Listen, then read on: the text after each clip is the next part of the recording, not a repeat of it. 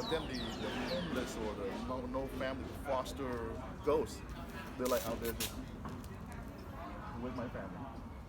So we give it to them. And some of them with sin. That's why we make a lot of noodles, those clear vermicelli noodles. So the one who committed so much sin in this world, Satan punished them. They make their mouth so tiny, is the size of maybe a chopstick. They're tiny, so they don't eat much. That's part of punishment. So what they did, we make noodles for those who have sinned. So instead of chewing, they can just slurp in the noodle. I don't know. It's amazing how it kind of, everything has this location, right? And we have somewhere, we have all over the place because people will bring a bowl full of food just lay right here.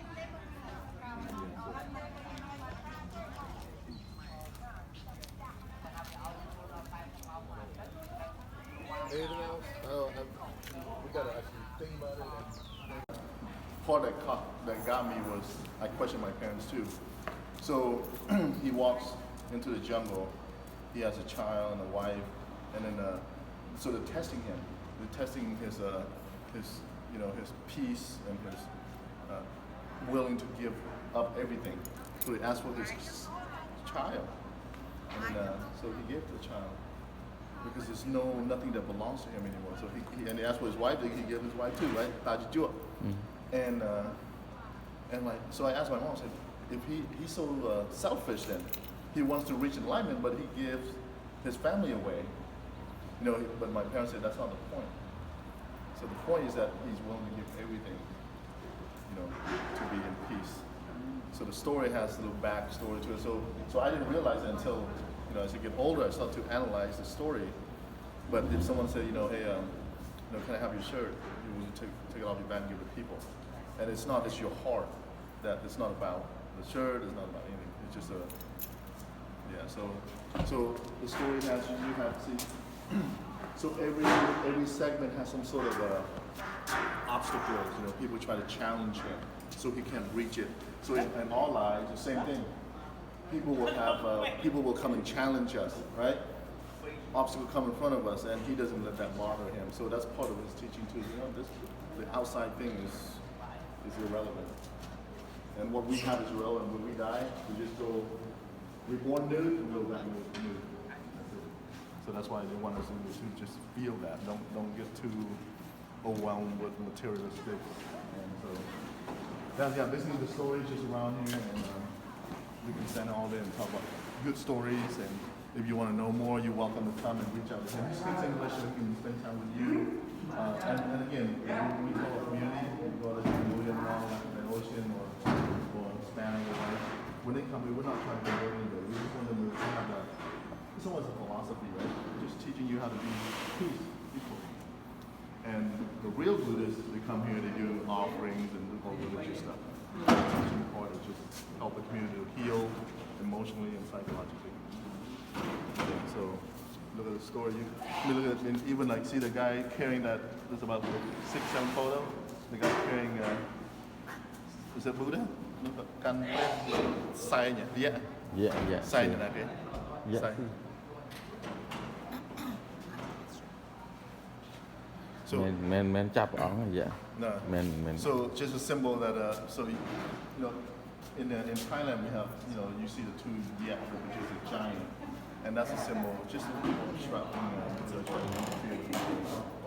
practices. And they do held funeral here as well. That's why you see this. The morgue will send a body briefly. They don't have it overnight. They do for this just a ceremony, and they caravan back to the burial site of cremation. We believe in cremation. Some folks who are afraid of fire, they want to get cremated. So, some of my family said, hey, if I die, don't bury me because I'm afraid of water. And some said, oh, I'm afraid of fire, so bury me. So it depends on their but. Oh, I didn't know that. You guys honor that too. I thought it must be cremation. So, and also, some people like to cremate because they want to get the remains of their family to go place at the temple. Or, and they scatter the ash. in the ocean or something. Some people like to be buried because they're going to stay here forever and they're going to go visit the site. But I think the cremation is popular because people can take them along with them. Yeah, there's no right and wrong way. I see little writings like that. Do you guys have like a Cambodian school for the instructor too, or it's completely Yes. no? No, here we're planning to, right now just budgeting issues. So I'm the board president for a nonprofit as well.